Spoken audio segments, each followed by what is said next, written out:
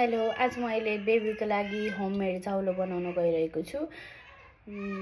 त्यस्तो धेरै मलाई थाहा त छैन, तर मलाई जे थाहा छ युट्युब हेरेर हल्का फुल्का जे जानेको छु त्यो चाहिँ बेबीको लागि 5 मन्थ प्लस अराउन्ड 6 मन्थमा खुवाउनको लागि एउटा होममेड चाउलो बनाउन लागिरहेको छु। त्यसको लागि मैले लिएको छु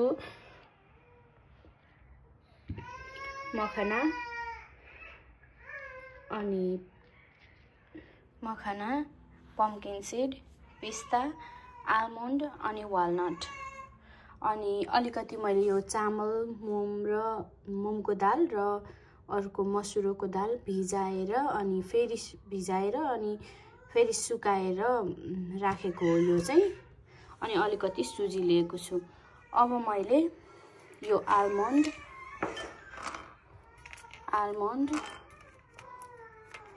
वालनट र पिस्ता र पम्पकिन सीड एउटा बोलमा राख्न गइरहेको छु। यसमा राखेर मैले यसमा अलिकति पानी राखेर एकछिन यसलाई सोक गर्छु। त्यसपछि म के गर्छु हजुरहरूलाई देखाउन नै छु। यो सोक गरेको नट्सलाई एकछिन ड्राई बनाउने।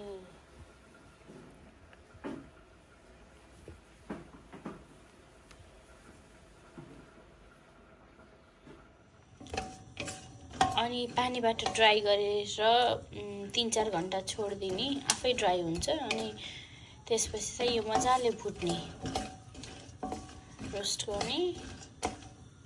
त्यसपछि यो मखना पनि मजाले रोस्ट गर्ने ताकि मिक्सरमा पिस्दा पनि क्रिम होस्। यो पनि मजाले भुट्ने। भुट्दा यो यस्तो हुँदो रहेछ। अनि सुजी पनि हल्का ब्राउनिस हुन्जेल भुट्ने।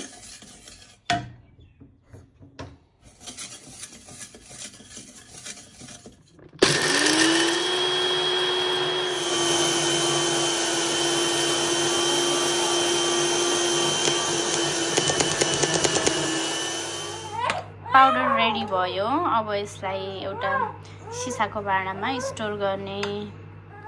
मैले चाहिँ रेडी गरेँ होममेड सेडलेस बेबीको लागि। हजुरहरूलाई पनि चाहिएको छ भने मेरो प्रोसेस थ्रु रेडी गर्न सक्नुहुन्छ। हस्त, धन्यवाद, बाई।